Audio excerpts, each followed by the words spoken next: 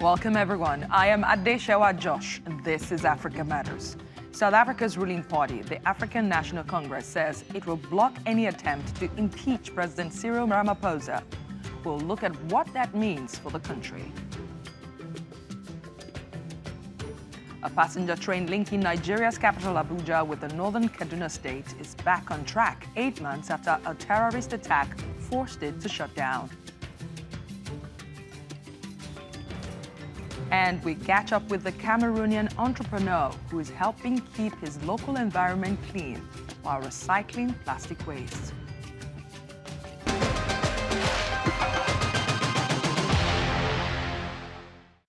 South Africa's President Cyril Ramaphosa is facing impeachment by Parliament for covering up a theft at his Pala Pala farm in Limpopo province 2 years ago. What the media has dubbed Farmgate Scandal came to light in June when former spy chief Arthur Fraser accused Ramaphosa of corruption, money laundering, and covering the theft of about $4 million in cash hidden in a sofa at his private ranch. This prompted a parliament-backed investigation which found that President Ramaphosa may have indeed committed serious violations and misconduct, including having undeclared foreign currency, tax evasion, kidnapping, and bribing the burglars into silence. Now, President Ramaphosa denies any wrongdoing and says he will challenge the panel's findings at the Constitutional Court. He insists only $580,000 was stolen and not $4 million as alleged, and that he made the cash selling 20 buffalo to a Sudanese businessman in 2019. But the scandal has divided South Africa's parliament, with the opposition calling for his impeachment. The ruling ANC, which holds a majority, has vowed to block any attempt to remove him from power. He will subject himself to other processes of the Integrity Commission. There's another process of the Hawks and the Public Protect. Those processes are going to continue. But the NEC did not take a decision that the president should step down. In 2018, President Ramaphosa came to power on an anti-corruption ticket. His predecessor, Jacob Zuma, was forced to step down by corruption allegations and waning support for the ANC. Ramaphosa vowed to crack down on corrupt officials and restore confidence in public institutions. But this scandal has left many questioning the president's credibility. The scandal couldn't have come at a worse time also. On December the 16th, Ramaphosa will contest elections for the ANC presidency, a position that will determine whether he'll be staying on as the nation's president for a second term. Africa Matters asked some Johannesburg residents if they think Ramaphosa should be impeached. I definitely feel like he should be impeached. He's definitely done something wrong. The evidence is just out there, it's blatant, like there's nothing you can cover up, you know. Many people, like the whole country has seen it now, you know. We thought maybe he was a good guy, we thought he was an honest man, and we've seen a couple of things now that we cannot deny. He's better than most people that we have as an option as a president. And not just that, it's also politically, he's done a lot more for our economy than most people have done in the past 10 years. So him politically, the stuff compared to what Jacob Zuma has done on the level of impeachment is a lot worse than what Cyril Ramaphosa has done. Well, I think the backstory is to ask the question of why he possesses so much money in the first place. He was deputy president under the state capture regime. It's not so much about a couple of million stuffed in a couch and whether he declared that. I think the real problem is where did the rest of his wealth come from? Where did the billions come from that are not stuffed in the couch? Well, let's hear more from Solly Moeng, who is a columnist and a political commentator. He joins me from La Gria in Switzerland. Thank you so much for joining us. Should President Ramaphosa face impeachment for the corruption allegations he's facing? Yes, he should face impeachment. This process should go through all processes that the usual normal persons would go through until it's very clear to everybody that the president has done nothing wrong. For now, there are too many question marks over his head, and this is not good for the head of state for South Africa. But then again, you know, the ANC has a majority in parliament. You think that's likely to happen? They're going to block it. They already said they're going to block it. So how else can he prove his innocence? Well, it stays on his conscience, doesn't it? But the thing is, the fact that the ANC has got the numbers doesn't mean that the processes, that we should take shortcuts in legal processes. We know the ANC is going to defend him. They have defended worse stuff before him, but it'll be on record that he escaped accountability, not because he went through the processes to clear his name, but because political processes intervened on his behalf. But it is not unusual in South Africa for public officials to run and own business while in office. What would you say that Ramaphosa actually did wrong, and at what point? Well, no, the rules are very clear. Members of cabinet are not supposed to be in their positions and run businesses at the same time. That's very clear in South Africa. But the thing is, he had hundreds of millions, I don't know, millions, so far, it depends on whom you ask, millions of dollars stock, hidden in sofas on his premises.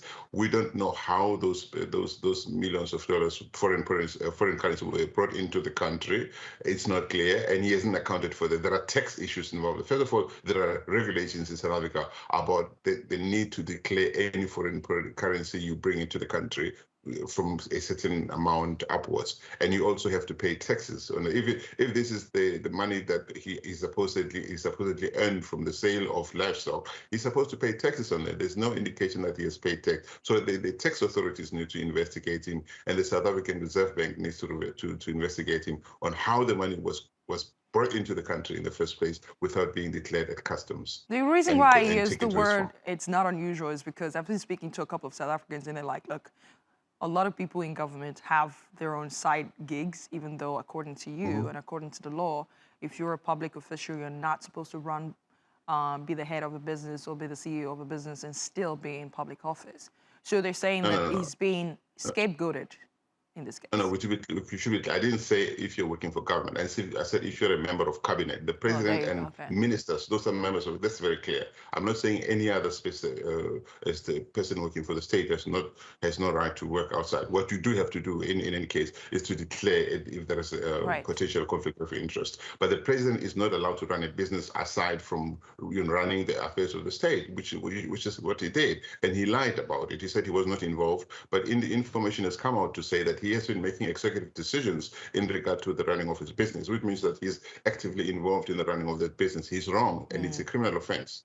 Has this scandal damaged Ramaphosa's political future? If so, just give us a little bit of how that has happened. Well, morally, it has damaged him. I mean, he was already seen as a weak president with no backbone. He's allowed too many things to happen that shouldn't be happening under his background. The whole of South Africa had expected Ramaphosa to come on and be the cleanup guy. He came with the old Ramaphosa, New Dawn thing that all died long ago. But this thing has made him look like his predecessor, the man under whom he served as deputy president. So if he survives politically, it's not because the levels of credibility in him will rise. It's because the ANC has shielded and defended the indefensible, as they've always done. I know that the polls are not always the right place to turn to when you're looking for the truth in terms of weighing what the people are thinking. But if you look at the polls and you look at the market, they seem to be supporting Ramaphosa's presidency. That's ridiculous. Markets don't care about ethics. As long as they can make a bit of bucks out of South Africa, they made money out of apartheid South Africa. They will make money out of any country where the human rights are not respected. They'll make money out of Rwanda without looking at human rights, as long as the potential for them to realize a return on their investment is positive. So we can't put markets and ethics and morality and human rights into the same basket. Because I kind of said that because of what you said about him being a weak president and that he's done a lot of stuff, because the argument is that what he's done compared to what other ANC officials have done is pretty much nothing. But yeah, you're right. Ethics should always stand, and the president should be held to the highest standard that there is in the country. But how has this scandal affected the ANC's credibility as they go into their elective conference and as they prepare for the next elections? Well, the ANC's reputational credit has been going down for years now. I mean, this is not helping the ANC in any way. It's the same old in as far as, remember that you mustn't always look at South Africa from the perspective of the ANC. And this is the mistake a lot of people make. There is South Africa and there's the ANC. What's good for South Africa is not good for the ANC. What's good for the ANC is not good for South Africa. It's very important to make that distinction. So the ANC has got its own processes. It doesn't care. They've been in, this is a bunch of people who've been in power for almost 30 years now, and they don't care. They actually believe they own South Africa, and they don't own South Africa. So it's up to South Africa now to wake up and kick them out, because South Africa, post-apartheid South Africa, was not based on having one political party in office forever. It's time they left. All right. So before I let you go, if these impeachment proceedings do actually take place, do you think that the president will be held accountable if he's committed any crimes? And what does this scandal say about the state of South Africa's democracy? You wouldn't even let me finish. Yeah. But go on. Have a shot at it. Go on. Look, there are two processes here. There are legal processes and there are political processes. If Ramaphosa were to follow all the legal process, he would be found wanting. There is very little doubt about it. You asked me what he has done wrong, and I've given you what is. There's no way that he could be found. If you and I, as ordinary individuals, did what he did, we would already be in prison. There's no doubt about it. So because he's the head of press, we cannot ever afford to have a democracy where they're run by an Orwellian, as if it were an Orwellian animal farm, where there are some who are more equal than others. So that's in the justice system, he wouldn't survive. In the political system, he will survive because the ANC knows that, you know, if you had a basket filled with dirty shirts, Ramaphosa is the cleanest you can take to a job interview. Okay, so they cannot survive without the ANC. They know that they survived in 2019 because of Ramaphosa, rather, and they know that they need Ramaphosa to win. He's a smiling face. He's a Trojan horse of the African National Congress. So they will defend him not because they love him, but because they know that without him, their electoral credits will go down even more dramatically. So so he will survive the political contest as it is, because his faction of the ANC, because it's not united, we all know that his faction of the ANC is dominant. It controls the resources. It's in power. It's around the president, and they know that it's in their interest for him to stay in power. Otherwise, they will stop eating, as you were saying. So they will defend him. That's not going to be a surprise for many South Africans. But that's why they're preventing this thing to go through the courts, because they know that he wouldn't survive there. Right. Solly Moeng, columnist and a political commentator. Thank you so much for your thoughts. It's a pleasure, Ade. Bye-bye. Still to come on Africa Matters. Adesewa in Douala, Cameroon, where we show you how this man is transforming plastic waste into brooms.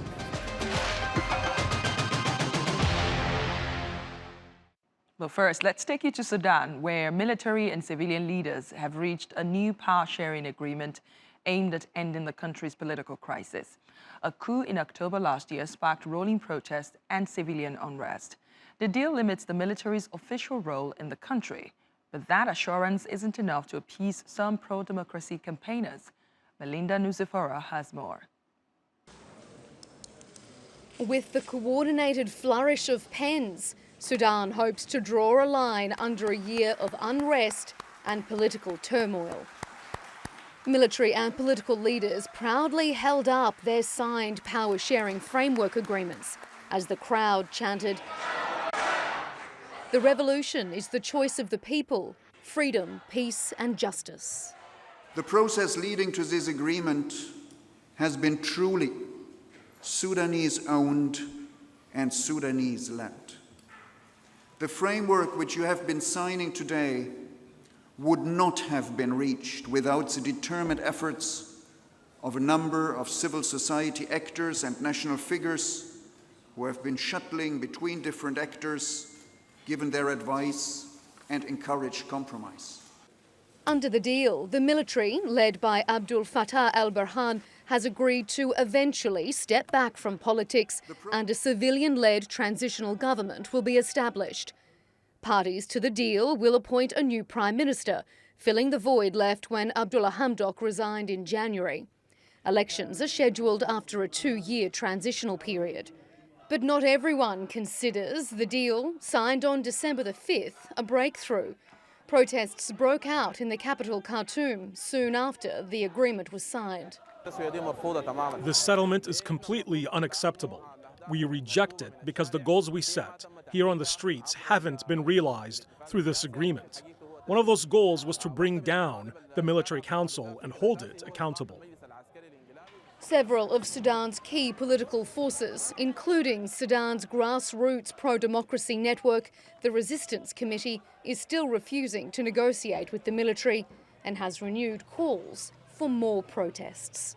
Melinda Nusafora, Africa Matters. There's good news coming out of Nigeria. The country has resumed the train service connecting the capital Abuja with the northwestern Kaduna state.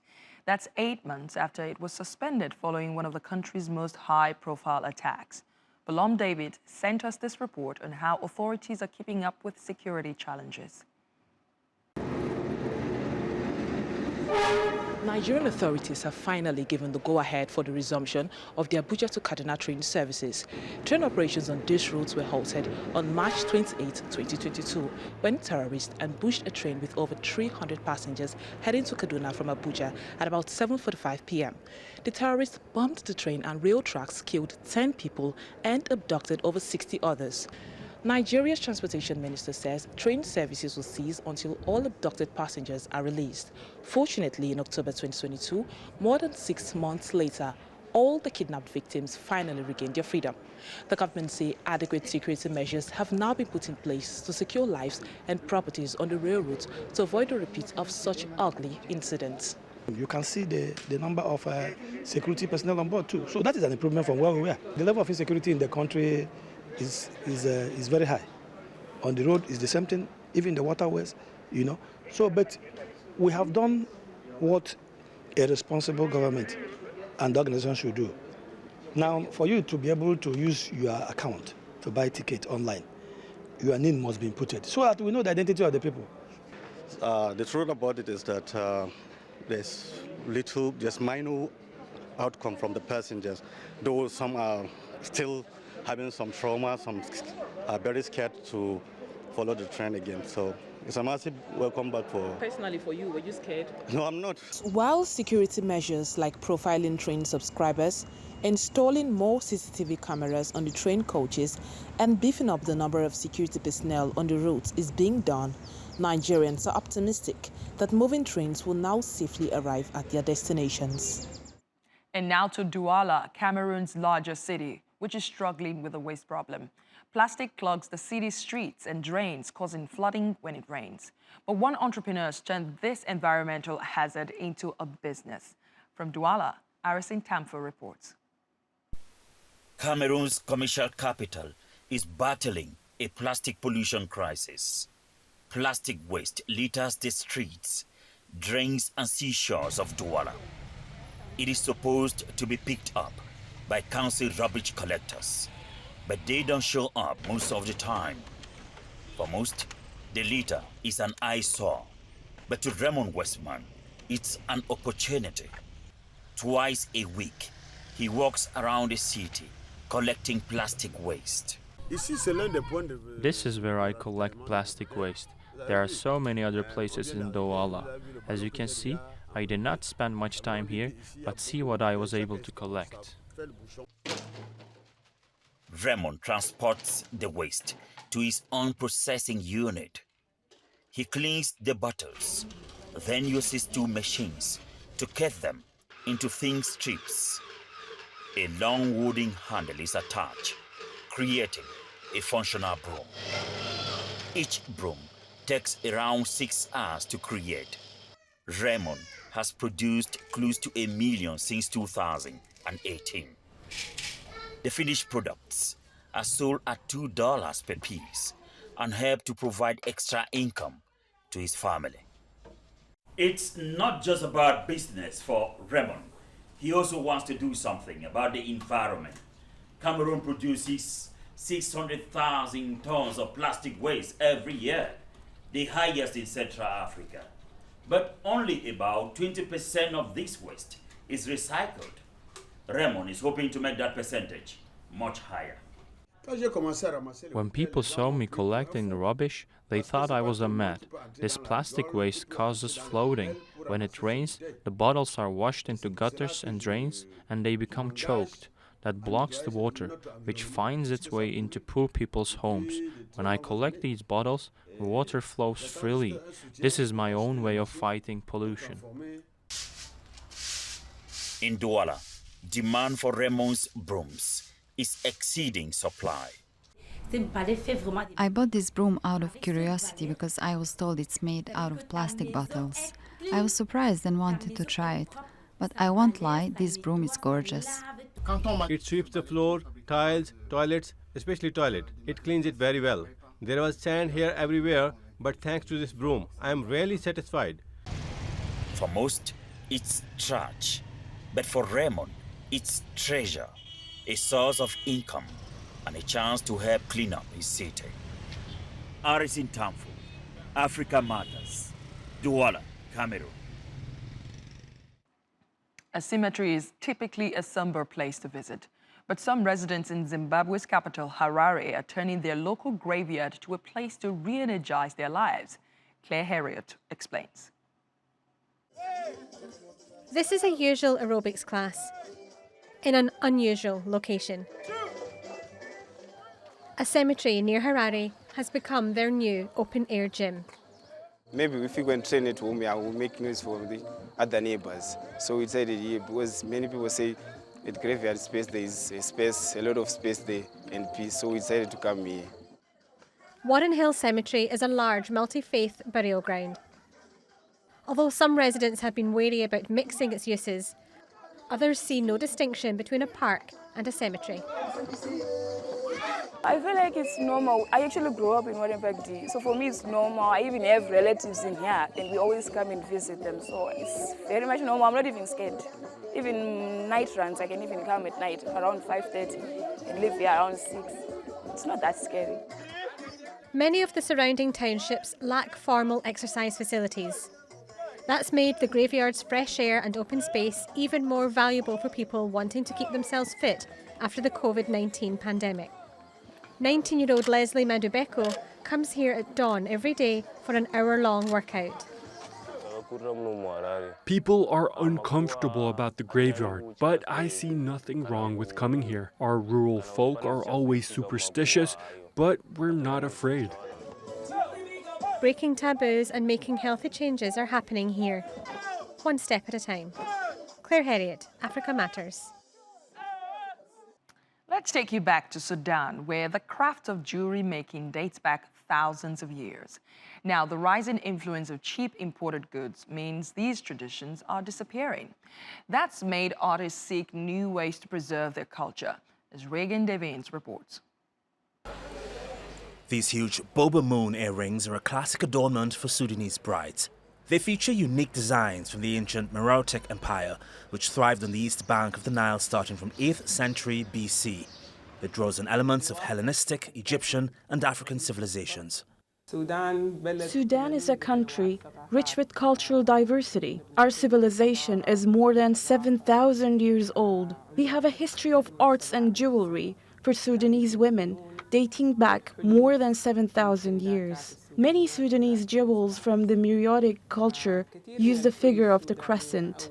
But nowadays, these kinds of handcrafted jewelry are on the verge of extinction. There's been an influx of imported goods that have made it harder for authentic artists to continue their craft.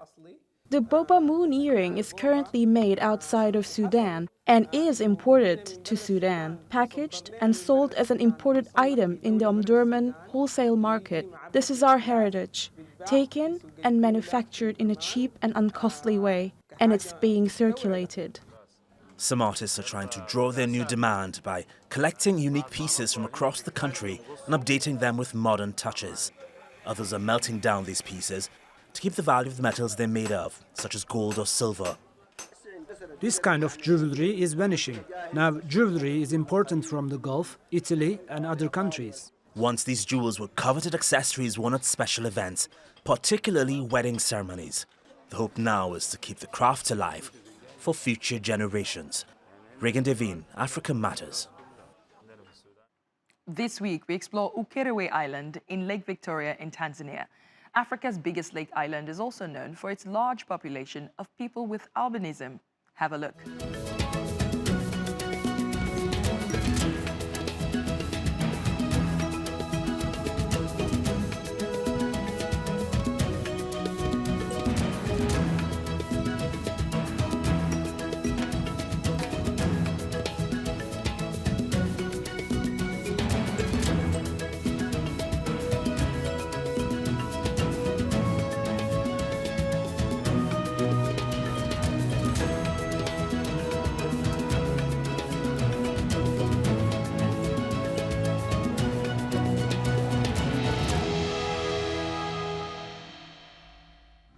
that's our show for this week. Please share your thoughts and suggestions about the stories you've seen on this episode or ideas on what you would like us to cover on Twitter using the hashtag #AfricaMatters. Feel free to reach out to me on my personal handle at Adesewa Josh. You can watch this episode and more on YouTube. Just search Africa Matters TRT World and like, comment, share with your friends also. Thanks a lot for watching, and I will see you next week.